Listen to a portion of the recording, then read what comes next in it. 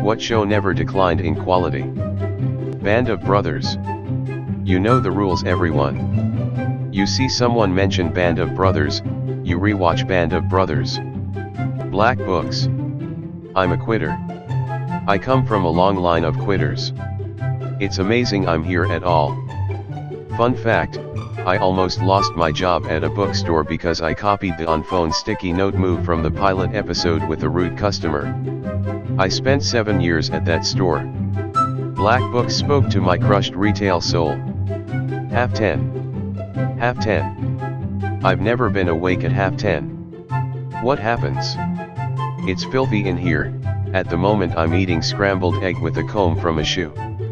Blackadder. I dearly wish there were more seasons, but on the other hand, I'd be worried that the quality might not be as high.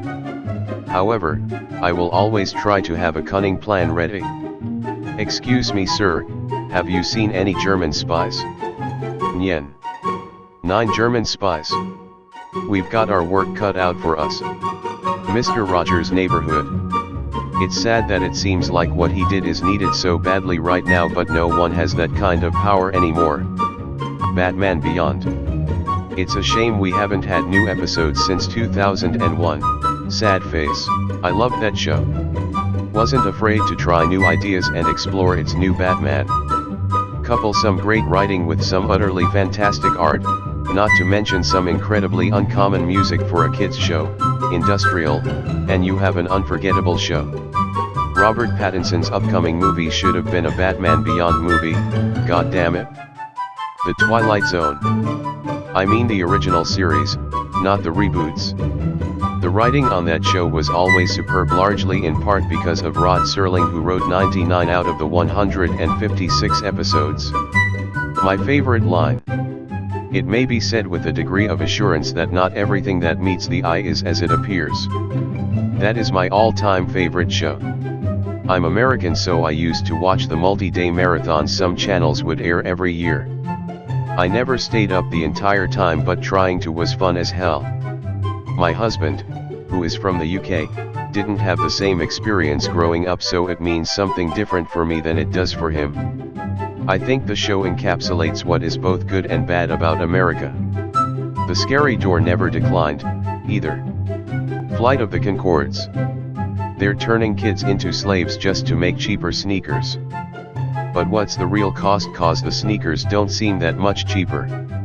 Why are we paying so much for sneakers when they're made by little slave kids? What are your overheads? Oh yeah, it's business time. King of the Hill had a high standard of quality almost throughout its entire run. Almost.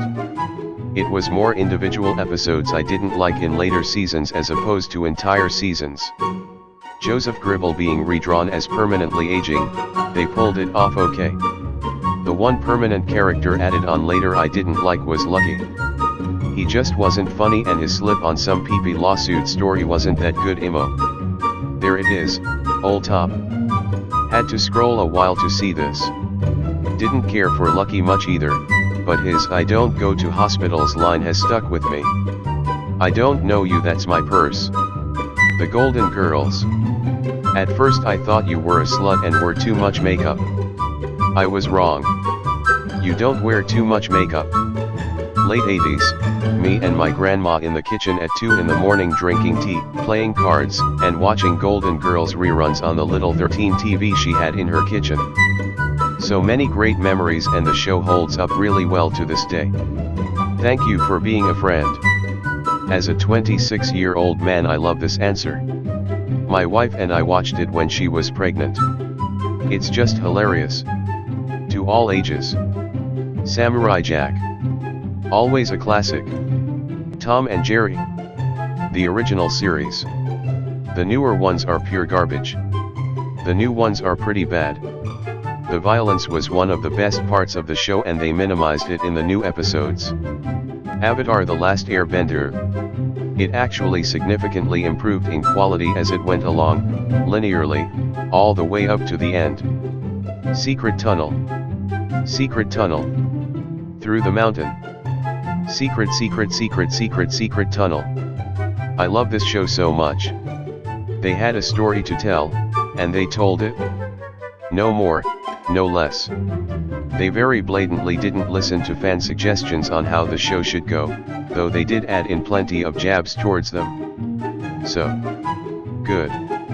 Appa's Lost Days just hit different, man. Avatar: The Last Airbender and Clone Wars are the holy grail of animated shows that improve over time. Clone Wars is a great example. I've wanted to do a second watch, but it's so hard get through the early seasons. Mr. Bean. Did you know Mr. Bean only had like 15 episodes, yet it felt like seasons because it was so good? MASH. Surprised that I had to scroll so far down for this one. I don't think that there was one bad episode. Gravity Falls. Gravity Falls got better and better, but that finale just put things into the stratosphere for me. One of the best show finales I've ever seen, to be honest. Edit. Hot take, however Rick and Morty end up ending, it won't be as good as Gravity Falls. Edit 2.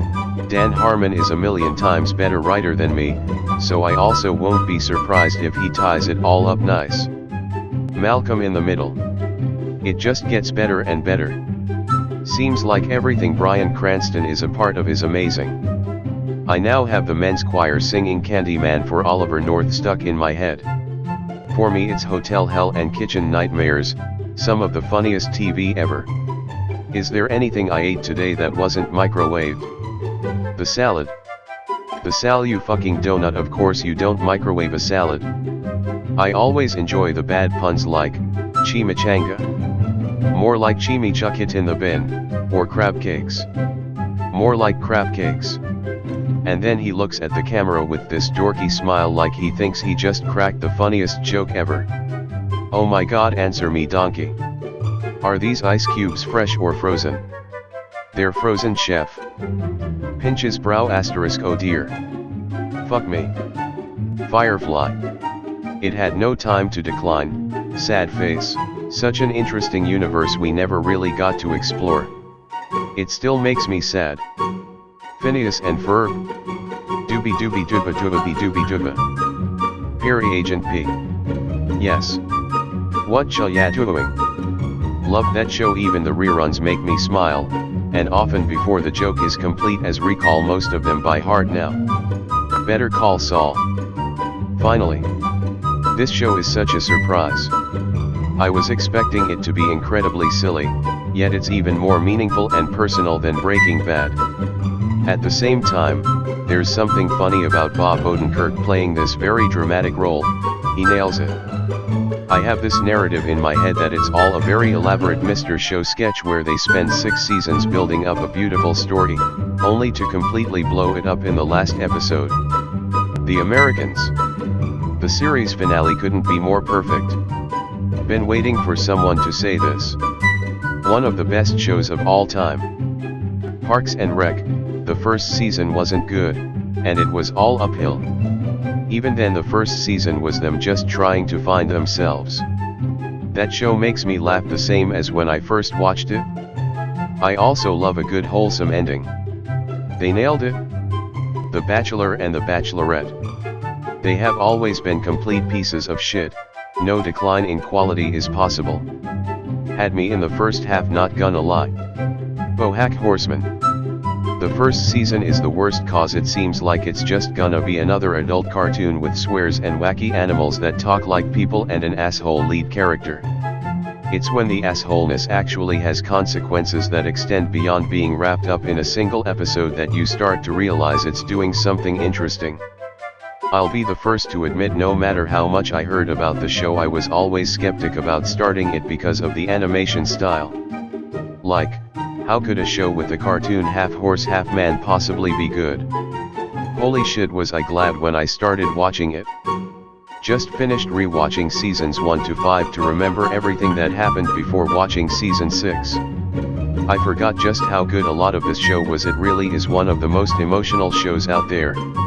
It sure as shit wasn't Game of Thrones.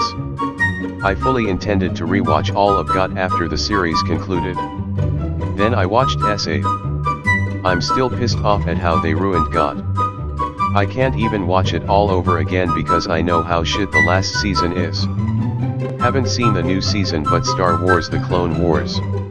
Season 7 quality is on par or even an improvement on seasons 5 and 6. At least the 2 episodes so far. Villanai is an absolutely amazing storyteller. I agree on you with the improvement part. For some reason it looks so much damn better and feels awesome as well. Animation quality is way higher, the hair has physics and the facial expressions are way more detailed. It's always sunny in Philadelphia. You escalating shit is exactly what I'm talking about. We immediately escalate everything to a 10. It's ridiculous.